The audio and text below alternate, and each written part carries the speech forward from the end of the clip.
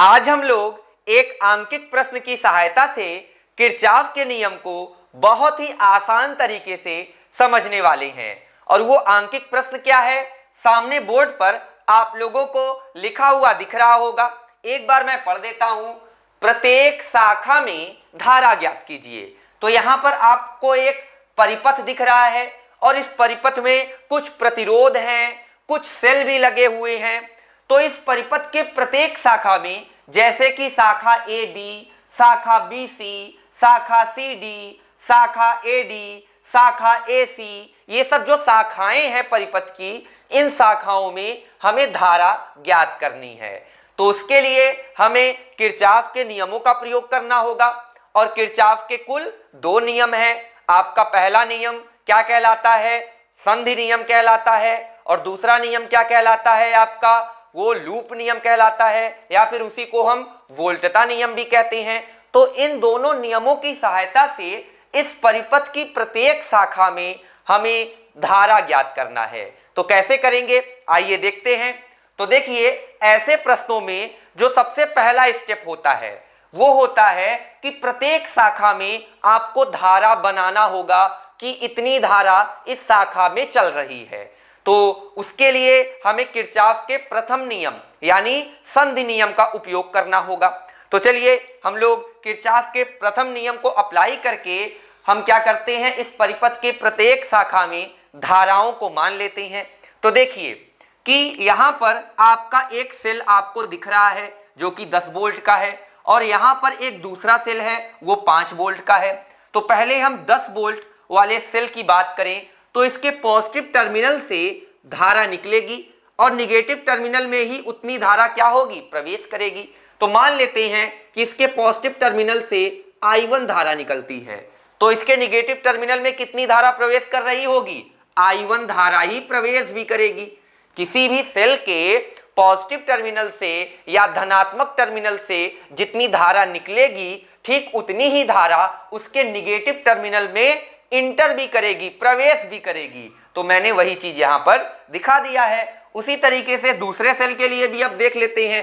तो मान लेते हैं कि दूसरे सेल के पॉजिटिव टर्मिनल से I2 धारा निकल रही है, और कितनी धारा इसके निगेटिव टर्मिनल में प्रवेश करेगी, I2 ही प्रवेश भी करेगी। किसी भी सेल के पॉजिटिव टर्मिनल से जितनी धारा निकलती है उतनी ही धारा उसके निगेटिव टर्मिनल में प्रवेश भी करती है। हमें कैसे पता चलेगा कौन पॉजिटिव कौन निगेटिव, तो उसके लिए आप लोगों ने क्लास 10th में पढ़ा होगा कि जो छोटी लाइन होती है वो क्या होता है, आपका निगेटिव टर्मिनल को प्रदर्शित करता है, और जो बड़ी लाइन होती है वो क्या होता है, आपका पॉजिटिव टर्मिनल को रिप्रेजेंट करती है, प्रदर्शित करती है। तो यहां पर आप देख रहे हो ये बड़ी लाइन क्या है, पॉजिटिव टर्मिनल, ये छोटी लाइन क्या है, निगेटिव टर्मिनल। ठीक उसी प्रकार से इस सेल के लिए भी पॉजिटिव और निगेटिव टर्मिनल होगा। ठीक, तो ये हो गया। अब क्या है कि भैया I1 धारा चल करके बिंदु A पर आ रही है। ठीक है, I1 धारा चल करके बिंदु A पर आ रही है। तो बिंदु A पर आने के बाद इसके पास दो रास्ते हैं, एक शाखा AB और एक शाखा AD। तो I1 धारा किधर जाएगी, तो I1 धारा जो है दो भागों में बट जाएगी। ठीक है, दो भागों में बट जाएगी। तो हम मान लेते हैं कि शाखा AB में धारा चली गई कितनी, I3, क्योंकि I2 तो मैंने यहां पर मान लिया है, अब दोबारा I2 तो हम मान नहीं सकते, तो मैंने मान लिया I3 चली गई। तो शेष बची हुई धारा किसमें चली जाएगी, शाखा AD में। कितनी बची धारा है, I1 माइनस I3। और अगर हम मान लेते कि I3 इधर जा रहा है तो इधर जाता आपका I1 माइनस I3, कोई दिक्कत नहीं है। अगर आप I3 इधर मानेंगे तो I1 माइनस I3 इधर जाएगा। ठीक है, मतलब ऐसे समझो कि इस सेल से 5 एम्पियर की धारा निकल रही हो, तो बिंदु A पर आने के बाद 3 एम्पियर की धारा ऊपर गई तो 2 एम्पियर की धारा नीचे जाएगी, या 3 एम्पियर की धारा नीचे गई तो 2 एम्पियर की धारा ऊपर जाएगी, बट जाएगी। तो इस संधि पर आप प्रथम नियम लगाकर देखो। प्रथम नियम क्या कहता है, कहता है कि किसी भी संधि पर आने वाली समस्त धारा का बीजगणितीय योग जाने वाली समस्त धाराओं के बीजगणितीय योग के बराबर होता है। वही वाली बात है कि प्रीपेड फोन में हम जितने का बैलेंस कराएंगे, रिचार्ज कराएंगे, हम उतना ही बात कर सकते हैं। तो उसी तरीके से यहाँ पर कौन कौन सी धारा आ रही है, तो आने वाली सिर्फ धारा I1 है और जाने वाली कौन कौन सी है, ये और ये। तो जाने वाली का योग करिए, इसका योग करोगे तो क्या आएगा, I3 से कट जाएगा, बचेगा क्या, I1। यानी जाने वाली जो धारा है वो आने वाली धारा के बराबर है। यहां पर किरचॉफ का प्रथम नियम लग गया। उसी तरीके से हम आगे बढ़ते हैं तो यही I3 धारा इस 4 ओम के प्रतिरोध से होता हुआ क्या होगा, बिंदु बी तक पहुंचेगा। ठीक है, और आप देख रहे हो कि ये जो I1 धारा है वो एक तरीके से बिंदु सी से आता हुआ प्रतीत हो रहा है। ठीक है, और देखिए कि यहां पर धारा कितनी आ रही है, इधर से इस सेल से I2 और इधर से कितनी आ रही है, I3। तो ये दोनों मिलकर के किधर जाएंगी, इस शाखा में, शाखा BC में। तो शाखा BC में धारा कितनी होगी, इन दोनों के योग के बराबर, I2 प्लस I3। संदिश बी पर भी अब जब किरचॉफ के प्रथम नियम को लगाते हो तो आप ये पाओगे कि आने वाली जो धारा होगी वो जाने वाली धारा के बराबर होगी। आप करके देख सकते हैं। ठीक है, तो अब देखिए इस बिंदु पर अगर हम बात करें तो यहां पर कौन सी धारा आ रही है, I2 प्लस I3। यहां से कौन सी धारा जा रही है, I1। तो इस वाली शाखा में कितनी धारा जाएगी ये हम कैसे पता करेंगे, तो उसके लिए देखिए या तो हम इधर से देख लें या तो हम इधर से देख लें। तो चलिए यहीं से देखते हैं। तो मान लेते हैं कि इधर जाने वाली धारा x है, क्या है, x। तो जाने वाली कौन कौन सी धारा हुई, x जाने वाला है और I1 जाने वाला है, और आने वाला कौन सा है, केवल एक, I2 प्लस I3।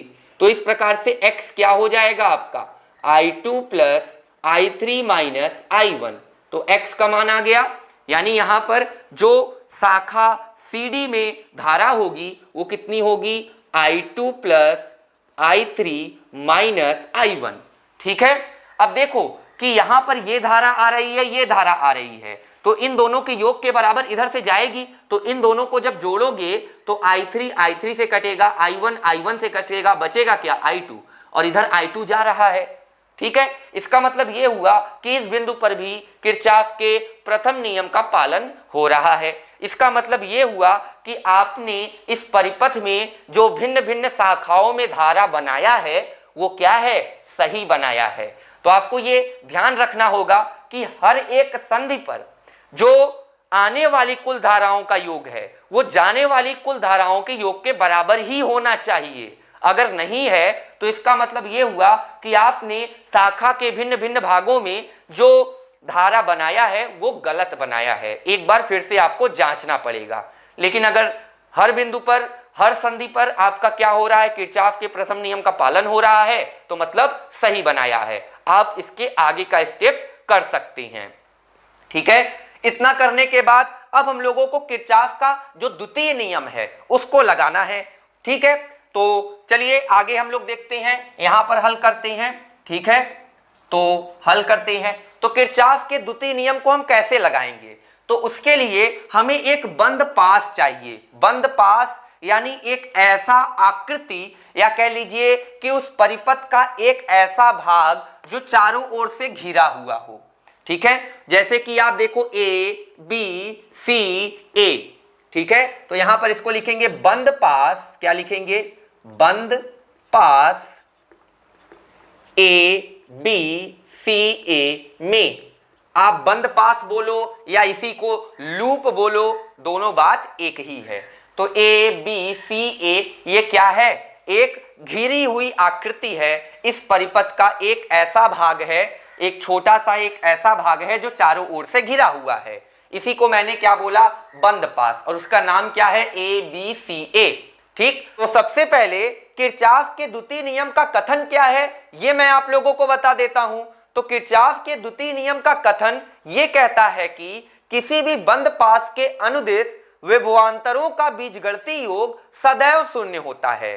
अब इसको हम लोग कैसे समझेंगे, इस फोटो की सहायता से समझेंगे। देखिए, तो यहां पर एक बंद पास हम ले लेते हैं। इस परिपथ में कोई भी एक बंद पास आप चूज कर सकते हो, जैसे कि A B C A।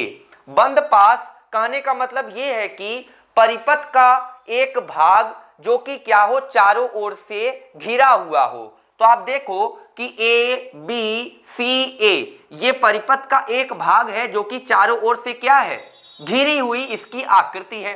ठीक है, तो यहां पर हम लोग पहले लिख लेंगे बंद पास ए बी सी ए में, ठीक है, क्या लिखेंगे, बंद पास ए बी सी ए में, इतना हम लिख लेते हैं। अब लिखने के बाद हम लोग किरचॉफ के द्वितीय नियम को इसमें अप्लाई करते हैं। कैसे, देखिए, हमें मानना होगा कि या तो हम क्लॉकवाइज डायरेक्शन में चले या तो हम एंटी क्लॉकवाइज डायरेक्शन में चले, ठीक है, आप स्वतंत्र हो, क्लॉकवाइज डायरेक्शन में भी चल सकते हो और एंटी क्लॉकवाइज डायरेक्शन में भी चल सकते हो। तो मैंने यहां पर क्लॉकवाइज डायरेक्शन को चूज किया है। तो देखिए, हम बिंदु ए से चलना शुरू करते हैं। तो बिंदु ए पर विभव को हम मान लेते हैं कितना है, VA है, ठीक है, बिंदु ए पर विभव मैंने क्या मान लिया, VA है। हमारा उद्देश्य ये है कि हम इस परिपथ में बिंदु ए से चल करके B से होते हुए C से होते हुए वापस A पर आ जाएं। तो विभवांतर क्या होना चाहिए, शून्य होना चाहिए, यही किरचॉफ का द्वितीय नियम कहता है, ठीक है। तो A से चलना शुरू किए तो VA आपका बिंदु A पर विभव, और जैसे जैसे आगे हम बढ़ेंगे तो क्या होगा, देखो धारा भी उधरी दिशा में चल रही है और हम भी उधरी चल रहे हैं।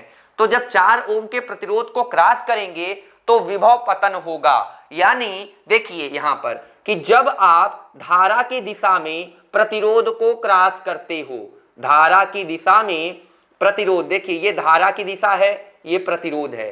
तो अगर आप धारा की दिशा में प्रतिरोध को क्रॉस करते हो तो आप याद रखिए -IR आपको लेना है, और जब आप धारा की विपरीत दिशा में प्रतिरोध को क्रॉस करोगे तब आपको क्या लेना है, +IR लेना है। यानी कि जब हम धारा की दिशा में आगे बढ़ेंगे तो विभव पतन होगा, विभव का मान घटेगा, और जब हम धारा की विपरीत दिशा में प्रतिरोध क्रॉस करेंगे तो विभव क्या होगा, बढ़ेगा। तो यहां पर आप देखिए मैं इधर चल रहा हूं, धारा भी इधर चल रही है, तो 4 ओम का प्रतिरोध क्रॉस करेंगे तो कितना यहां पर विभव पतन होगा भैया, IR के बराबर, और I का मान क्या है, I3, R का मान क्या है 4, तो यहां पर 4I3 हो जाएगा। इस प्रकार से हम इसको क्रॉस करते हुए बिंदु B पर पहुंचेंगे, और बिंदु B के बाद जब हम नीचे की ओर आते हैं तो 2 ओम का प्रतिरोध पड़ता है और धारा भी उसी दिशा में चल रही है। तो फिर से आपका -IR, तो R का मान तो 2 है लेकिन I का मान 2 में कितना है, 2 ओम वाले प्रतिरोध में कितना है, I2 + I3 है। तो यहां पर हम लोग I2 + I3 लिख लेंगे।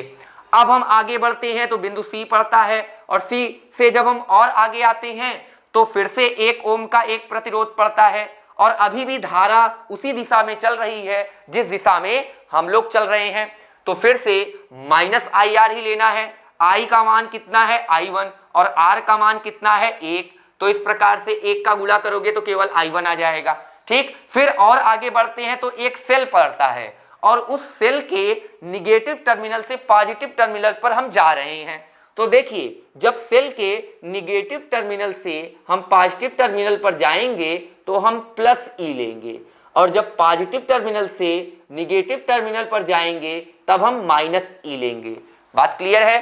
देखिए कि निम्न विभव से उच्च विभव पर जा रही है तो विभवांतर क्या होगा, धनात्मक, और जब उच्च विभव से निम्न विभव पर जाएंगे तो आपका जो विभवांतर होगा वो क्या होगा, ऋणात्मक, ठीक है। तो यहां पर हम लोग क्या लिखेंगे, माइनस कै वोल्ट की बैटरी है या कै वोल्ट का सेल है, 10, तो यहां पर 10 हो जाएगा। चूंकि हम किधर से किधर जा रहे हैं, माइनस से प्लस पर, तो मैंने बताया था माइनस से प्लस पर जाने के लिए +E लेते हैं, तो यहां पर +10 होगा, ठीक है, ये ध्यान रखिएगा। और अंतिम में कहां पर आ गए, बिंदु A पर आ गए, यानी A पर विभव VA, तो VA क्या हो गया, VA से कट गया।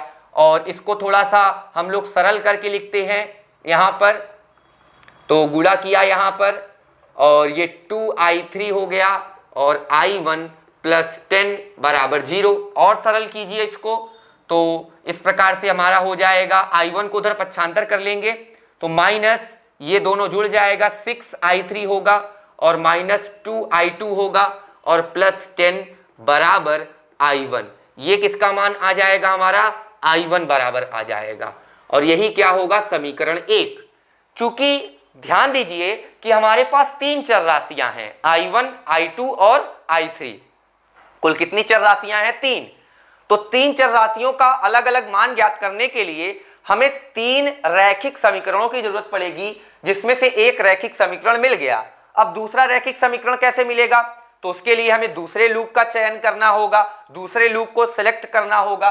तो जिस तरीके से हमने ए बी सी ए को चूज किया, उसी तरीके से ए सी डी ए भी चूज कर सकते हैं। तो यहां लिखते हैं बंद पास, क्या लिखेंगे, बंद पास ए सी डी ए में, ठीक है, ए सी डी ए में। तो ए सी डी ए में फिर से वही हमें डायरेक्शन एक चूज करना होगा कि हम क्लॉकवाइज चलना चाहते हैं कि एंटी क्लॉकवाइज। तो मैं क्लॉकवाइज ही चलना चाहूंगा, ठीक है। तो बिंदु ए से चलना शुरू करते हैं। तो जब बिंदु ए से चलते हैं तो वी ए, बिंदु ए पर विभव कितना है, वी ए। और जब ए से आगे बढ़ते हैं तो एक सेल पड़ता है और सेल के पॉजिटिव टर्मिनल से निगेटिव पर जा रहे हैं। तो पॉजिटिव से निगेटिव पर जाएंगे तो माइनस ई, यानी इस बार -10 वोल्ट होगा। फिर आगे बढ़ते हैं तो प्रतिरोध को क्रॉस करना है, लेकिन हम जा रहे हैं इधर, धारा आ रही है इधर। तो भैया जब हम विपरीत दिशा में प्रतिरोध को क्रॉस करते हैं तो प्लस आई आर लेते हैं, मैंने ये बताया है। तो यहां लिखेंगे प्लस आई का मान कितना है, I1, और आर का मान कितना है, 1। तो इस प्रकार से यहां पर केवल I1 आ जाएगा। अब आगे बढ़ते हैं, बिंदु सी तक पहुंचे, सी से नीचे गए तो धारा की ही दिशा में हम प्रतिरोध को क्रॉस कर रहे हैं, तो -IR लेंगे। तो 2 ओम का प्रतिरोध है, धारा कितनी है, इतनी, I2 + I3 - I1। तो यहां पर I2 + I3 - I1 लिख लेंगे। अब डी पर पहुंचेंगे, इसके आगे जब बढ़ेंगे तो धारा इधर, हम इधर, तो फिर से प्लस लेंगे। और कितने ओम का प्रतिरोध है, 4 ओम का, और धारा कितनी है, I1 - I3 है। वापस से कहां आ गए हम लोग, बिंदु ए पर आ गए, तो VA। तो VA से VA कट गया, यहां पर -10 + I1 -2 का अंदर गुणा कर लिए तो 2I2, और ये भी आपका हो गया 2I3, माइनस प्लस हो गया 2I1, और प्लस आपका गुणा इसको भी करिए तो इतना हुआ, और -4I3 = 0। इसी को सरल करना है। देखिए I1 यहां पर है, I1 यहां पर है, यहां पर है, तो 4 2 6 और 1 7, कितना हो गया, 7I1 के बराबर हो गया। I2 यहां पर है और कहीं है I2 नहीं है, ठीक, तो -2I2 हो गया। I3 और यहां पर I3, तो कितना हो गया, 2 और 4 6, तो -6I3, ठीक है। और आपका -10 इधर था, उधर जाएगा तो +10 हो जाएगा, ठीक है। तो इस प्रकार से ये वाला आपका क्या हो गया, समीकरण नंबर 2 हो गया। अब इसी तरीके का एक और समीकरण हमें चाहिए, क्योंकि 3 चर राशियां हैं तो 3 समीकरण चाहिए। तो एक तीसरा लूप हम लोग ले लेते हैं, BEDCB। तो यहां लेते हैं बंद पास, नाम बताइए, BEDCB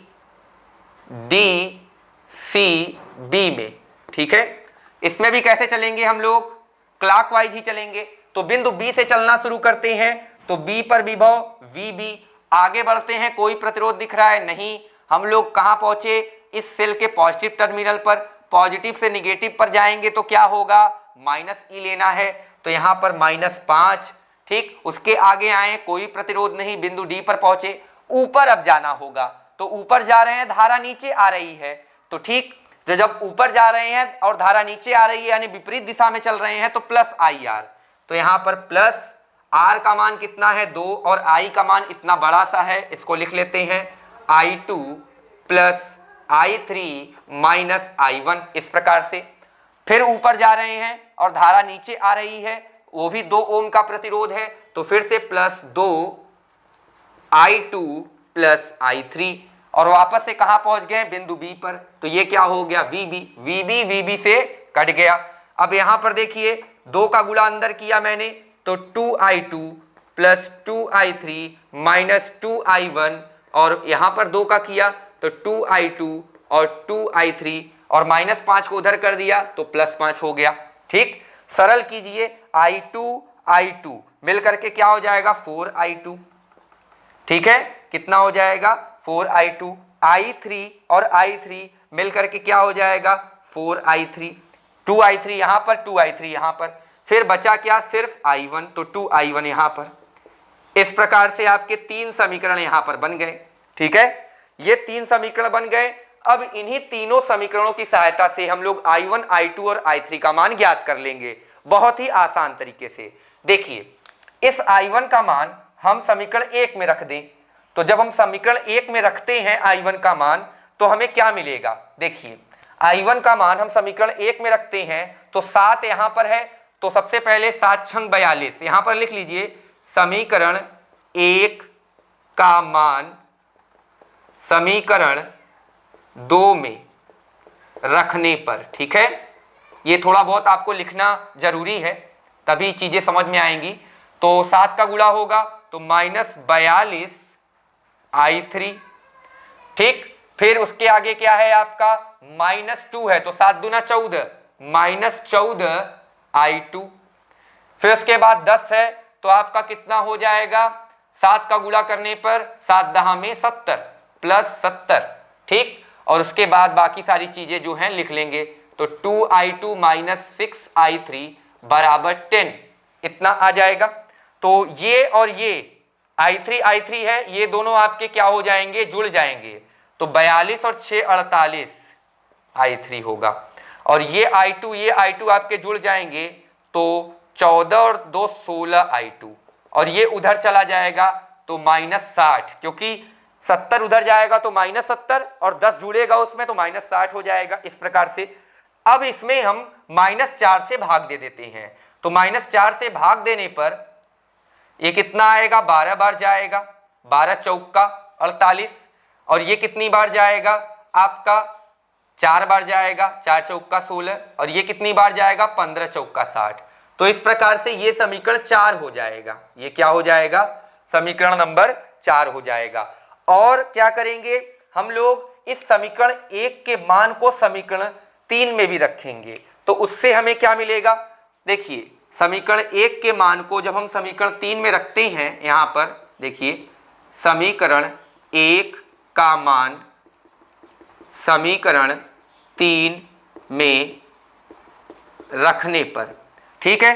तो समीकरण 1 यहां पर है आपका, 3 में मैंने रख दिया, ठीक। I1 का मान, ठीक है। तो यहां पर 4I2 है समीकरण 3 में, और प्लस 4I3 भी है, और 2 यहां पर -2 ब्रैकेट में कितना है? -6I3 I1 के जगह पर रख रहे हैं, और -2I2 और +10, ठीक है, बराबर कितना है? 5। तो इसको हल कर लीजिए, तो 4I2 + 4I3, 2 का गुणा करेंगे तो माइनस माइनस ये चिन्ह से प्लस हो जाएगा, आपका 6 दूना 12 I3 होगा। फिर इस माइनस से ये भी प्लस हो जाएगा, 4 I2 होगा। इस माइनस से ये वाला जो प्लस है वो माइनस हो जाएगा, 20 बराबर 5। तो I2 और ये I2 मिल जाएगा तो 8 I2 होगा। देखिए 4 और 4, और ये 4 और 12 I3 मिलेगा तो 16 I3 होगा, बराबर 20 उधर जाएगा, जुड़ जाएगा 25। इस प्रकार से होगा, ठीक है। तो यहां पर देखिए, यहां पर I2 के साथ गुणांक कितना है? 4। यहां पर I2 के साथ गुणांक है आपका 8, ठीक है। तो यहां पर भी I2 के साथ 8 करने के लिए हम इसमें 2 का गुणा कर दें, ताकि हमारा 2 समीकरण बन जाए और उसको हम लोग हल कर लें। तो 2 का गुणा करने पर यहां पर हमें क्या मिलता है? 12 दूना 24, और 4 दूना 8, और 15 दूना 30, ठीक है। बल्कि इसको समीकरण 4 मत करके आप लोग इसको 4 कर लीजिए, हाँ, और इसको 5 कर लीजिए। तो यहां पर लिखिए 4 में से 5 को घटा दीजिए। तो जब 4 में से 5 को घटाते हैं तो यहां है 24 I3 + 8 I2 बराबर 30। इसमें से 8 I2 + 16 I3 बराबर 25 को घटा देना है हमें। तो जब हम घटाएंगे तो क्या होगा भैया? देखिए I2 तो I2 से कट जाएगा, और 24 I3 में से 16 I3 जाएगा तो कितना बचेगा? यहां पर आप देख सकते हैं कि ये I2 से 8 I2 से कट जाएगा, और 24 I3 में से 16 I3 जाएगा तो हमारे पास बचेगा 8 I3 बराबर 25, घटेगा 30 में से तो 5 आएगा। तो इस प्रकार से यहां पर I3 का मान कितना आ गया? 5/8 एम्पियर। कितना आ गया? 5/8 एम्पियर। ये आपका I3 का मान आ गया, ठीक है। I3 का मान आ गया। अब हम लोग क्या करेंगे, इस I3 के मान को चाहे इस समीकरण में, मतलब समीकरण नंबर 4 में या समीकरण नंबर 5 में हम लोग रख करके I2 का भी मान निकाल लेंगे। तो चलिए I2 का भी मान निकाल कर देखते हैं। तो यहां पर देखिए I2 बराबर क्या होगा, 25 माइनस 16I3 और बटे 8, ठीक है, यही हमें मिलेगा I2 के लिए। इसको जब आप सरल करते हो और I3 का मान 5/8 है, तो जब हम यहाँ 5/8 रखेंगे तो हमें क्या मिलेगा I2 का मान, देखिए तो 25, देखिए 16 गुणे 8, 5/8, तो 8 दूना 16 से कट गया, ठीक है, यानी 2 गुणे 5 10 आएगा ऊपर और नीचे 8 आएगा। तो जब घटाओगे आप तो कितना हो जाएगा ये I2 का मान। तो यहां पर भी देख लो कि I2 का जो मान होगा, 25 में से 10 गया 15, यानी 15/8 एम्पियर, ये I2 का मान आ जाएगा, ठीक है। I2 आ गया, I3 आ गया, तो इस वाले समीकरण में रख करके हम लोग I1 का भी मान निकाल सकते हैं। तो -6 इंटू I3 कितना है 5/8, ठीक है, फिर -2 इंटू I2 कितना है 15/8, ठीक है, और उसके बाद आपका क्या है +10 बराबर I1। तो इसको हल करते हैं, हल करेंगे तो कितना आएगा हमारा, देखिए तो ये हो गया -6 पंजे 30 और ये आपका हो गया कितना होगा, ये आपका हो जाएगा 15 दूना 30, ठीक है, और प्लस लसा लेंगे 8 दहा में 80/8 बराबर I1। तो इस प्रकार से ये दोनों आपका, ये तो 30 है, 15 दूना 30 हुआ, तो ये 60 हो गया और 80 में से जाएगा तो 20/8 I का मान आ गया। तो I1 कितना आ गया 20/8 आ गया, I2 कितना आ गया 15/8 आ गया, I3 कितना आ गया 5/8 आ गया। ये सब आ गए हमारे मान। तो अब देखिए I3 जो है शाखा AB में है, तो शाखा AB में धारा का मान कितना हुआ 5/8 एम्पियर, ठीक है, और शाखा BE की अगर बात करें या EB की बात करें तो उसमें I2 धारा है और I2 का मान 15/8 एम्पियर है। उसी तरीके से अगर हम लोग शाखा BC में बात करें तो I2 प्लस I3, तो I2 का मान 5/8 और I2 का मान 15/8 और I3 का मान 5/8, दोनों का योग करोगे तो कितना होगा 20/8, यानी शाखा BC में 20/8 एम्पियर की धारा होगी। उसी तरीके से अब आप क्या कर सकते हो, प्रत्येक शाखा में धारा का मान आसानी से ज्ञात कर सकते हो, क्योंकि हमारे पास I1, I2 और I3 का मान क्या हो गया, ज्ञात हो गया। तो यहां पर आप देखो कि शाखा AD में कितनी धारा है, शाखा BC में कितनी है, शाखा CD में कितनी है, शाखा AC में कितनी है। उसी आधार पर प्रत्येक शाखा में आप धारा का मान आसानी से ज्ञात कर लोगे। तो उम्मीद करता हूं कि ये चीजें आप लोगों को समझ में आ गई होंगी और आप लोग इसका स्क्रीनशॉट भी ले लीजिए ताकि आप लोग कॉपी पर खुद से भी कर सको, ठीक है। और मैं आप लोगों से एक और बात कह देना चाहता हूं, जब तक आप खुद से नहीं सॉल्व करोगे तो YouTube पे या कहीं पर भी किसी भी प्लेटफॉर्म पर जाकर के आप वीडियोस देखते हो तो उससे आपको कोई फायदा नहीं होने वाला। तो इसलिए मेरा आप लोगों से रिक्वेस्ट है, विनती है, खुद आप कॉपी पे क्वेश्चंस को सॉल्व कीजिए। बुक में जो क्वेश्चंस दिए हुए हैं उनको अपने से सॉल्व करने की कोशिश कीजिए, उसके बाद ही उसका सल्यूशन कहीं पर आप देखिए। अदरवाइज आपकी आदत पड़ जाएगी तो आप जीवन में कभी भी सीख नहीं पाओगे, हमेशा यही चाहोगे कि हमें कोई बता दे, ठीक है। तो चलिए अब हम लोग आपसे अगले क्लास में मिलते हैं और तब तक के लिए आप सभी को नमस्कार, धन्यवाद।